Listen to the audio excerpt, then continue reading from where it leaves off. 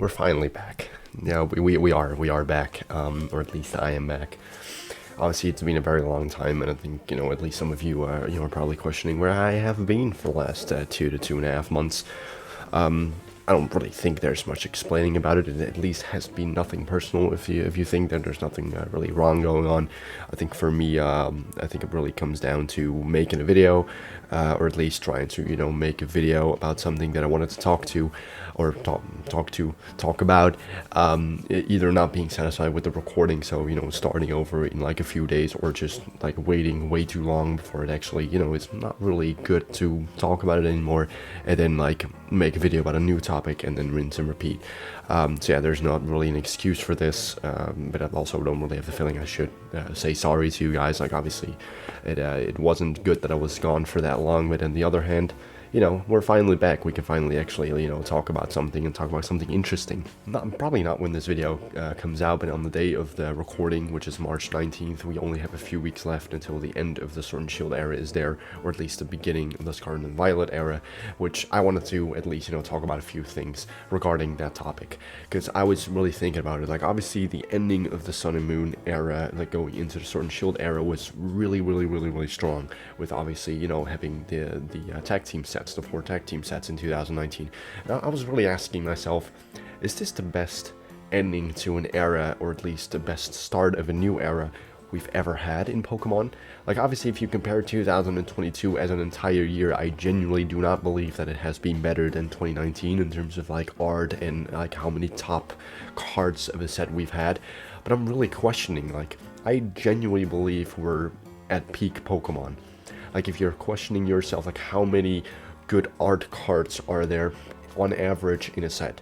Like, if you just take, let's say, like a Brilliant Stars, like, how many interesting cards in Brilliant Stars are there really there? Like, obviously you have those 4 alternate arts, which are going to be the top cards in that set, but there's been numerous other cards you could say. I personally really like the V-Star Rainbow Rare cards also. Those are absolutely fantastic. I like the normal V-Star cards of high-end Pokemon. Think about Charizard, Pikachu. I know Pikachu doesn't have a V-Star card, but you know what I'm trying to say with the high-end cards. Like, there's at least 15 to 20 interesting cards to talk about with almost every single set that comes out. You can obviously really question yourself, how good is Silver Tempest as a set actually? Like, I'm not 100% sure, but still, like, the ending of Sword and Shield and actually going into Scarlet and Violet has been so interesting, and I'm really questioning, and I'm really thinking about how the market is going to be. Like, are we at a peak Pokemon problem? I actually do want to, take a very quick look at what Scarlet and Violet has for now. We're going to look very shortly at the cards that already have been confirmed for Scarlet and Violet. So I'm going to actually have those on screen here. I'm not going to show them to you guys, but I'm actually going to, I'm probably going to have a few cards in the screen here that you can see. So I do already see that we have, obviously, Miraudon and Koraidon, is that how you pronounce it? I'm not 100% sure, EX cards, and I think if I click on them, yeah, there is, so it's going to be a higher number, so it is still going to be, let's say, like a, like an, how do you call those things with the higher set? I've not paid attention to Pokemon in a very long time, but it is above the set number. So this is, I think you could generally see this as an alternate art still. It's a fun card though. I do like that card. Okay, so I see a ultra rare versions will have silver card backgrounds and colored sparkles to match their Terra type. So we are, okay, full art cards. Wow, these cards look fantastic though.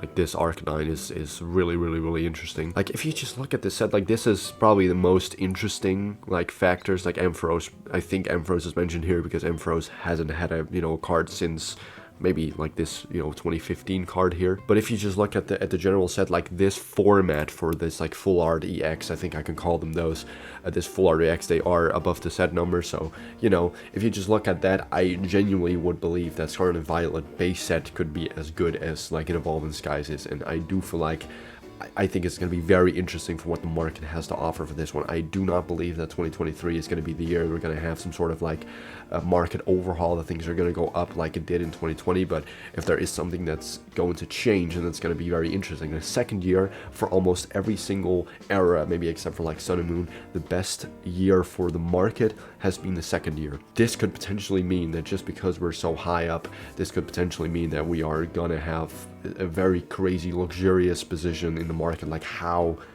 how is it really going to look? Are we ever going to see a market position like this? I generally do not believe that. I generally think this is going to be a new thing and a completely new problem that we've never had, like a luxury problem, you know, as I already called it first. I think the point of this video is mainly just trying to start a conversation, trying to at least like tell you guys, like, if you would ask yourself, like genuinely would ask yourself, like,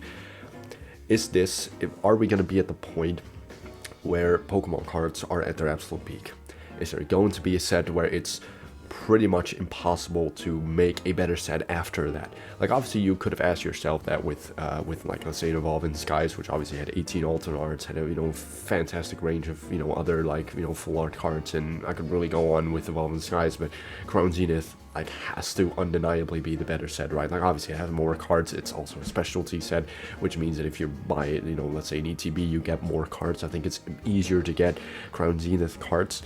But still, like, if you ask yourself, are we really at the absolute highest point that there is going to be a set in Scarlet and Violet where it's just a normal scheduled set, like a regular set, and then we're going to be like, yeah, this is how good Pokemon cards really can be. This is going to be absolute peak. But yeah, obviously very excited for Scarlet and Violet. Very excited to see how we're going to do with this one. And yeah, I want to thank you guys for watching. Pretty short video to obviously come back. I think I always say this, but I really do want to open something. Like, obviously you can see it right there. I have, you know, like a whole box full of stuff that I could potentially open, but that stuff really is only to keep sealed. And we're probably going to talk a little bit of investing soon, again, like product investing specifically. So yeah, thank you guys for watching, and yeah, I'm finally back. I finally am. Thank you guys.